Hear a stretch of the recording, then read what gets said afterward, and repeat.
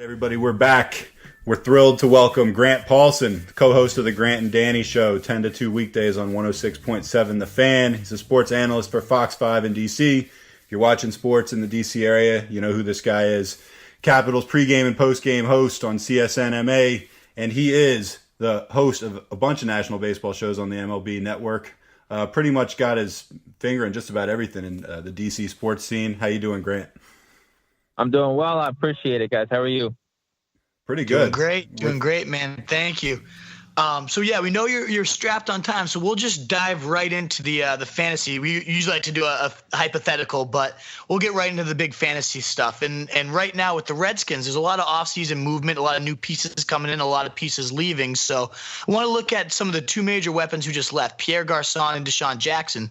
They're gone, which leaves a lot of targets up for grabs. And we got a quarterback, Kirk Cousins, who just nearly threw for 5,000 yards. So how do you see the looks and the production kind of shaking out with those two guys removed from the offense? Well, the offense is going to run really from the middle of the field to the sidelines, but the primary targets are going to be working between the numbers, and that's a tight end Jordan Reed, who I think this offense is going to run through, and he's on the field and healthy, and that should happen somewhere between 12 and 14 games this year. But with his injury history, obviously it'd be unlikely he plays 16, but you'd like to think he'll be on the field for at least 3/4 of the year, and he'll be a fantasy gem if and when he plays. And the other guy is Jamison Crowder, who I think is going to be a stalwart this season, even in an offense where they had two 1,000-yard receivers last year, and Jordan Reed making the plays at tight end that he was as a Pro Bowl talent. And as you said, there's a lot of yards, a lot of targets to go around. I mean, the Redskins throw the ball a ton. Jay Gruden, going back to Cincinnati, has not really ever been a run-first coordinator or offensive mind. He likes to spread you out and sling it, and even with the loss of Sean McVay, I think that's not going to change. So look for Crowder to go for potentially 1,000 yards, somewhere in the 900-yard range. I think he's going to get a lot of targets in the red zone.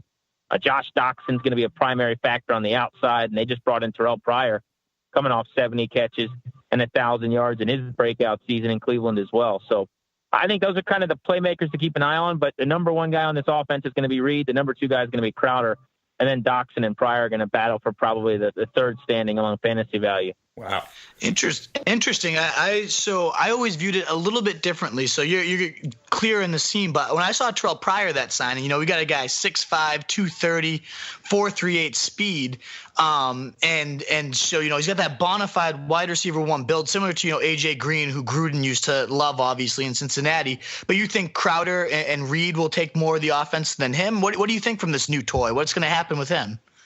Well, I think it's not as much that Jamison Crowder is going to be their number one by any means. I mean, he's diminutive and shifty. He's a slot guy. He's more Wes Welker, Danny Amendola than he is someone else on the outside who's big and physical, a presence like a Brandon Marshall type. But what happens is the Redskins in game kind of play to Kirk Cousins' strengths, and that's thrown in the middle of the field on in-breaking routes.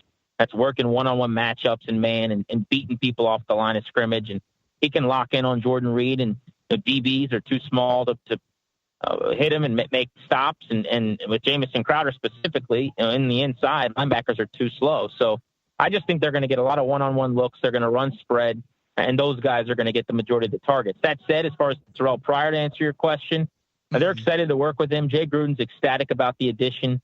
When they bring him in for 1 year, about $6 million. He could make upwards of $8 million with some incentives being hit.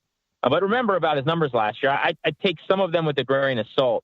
His counting stats were very good, but he got targeted 1 million times. I think he had 70-plus catches on 140 targets. Someone on that offense had to catch the football.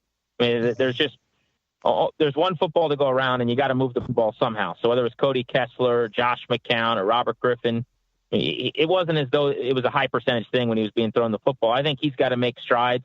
The league is now going to know that he can make plays. Last year was a bit of a surprise. I think took people back a little bit early on. So I think he's going to be fine. But look, Josh Doxson was a first-round pick for a reason. They felt like he was the best receiver in the draft a year ago. I think they're going to do everything they can to make sure that they prioritize him, outside in terms of a wide receiver one potentially. So Pryor's going to have his work cut out for him. He got a 1-year deal for a reason. There's still a lot of skepticism about the sustainability and the reliableness of what he did last year. I think they view him maybe as a deep threat and a guy who can catch some jump balls. And I think both he and Doxson with their size are going to be red zone assets and maybe catch some touchdowns for this team as well.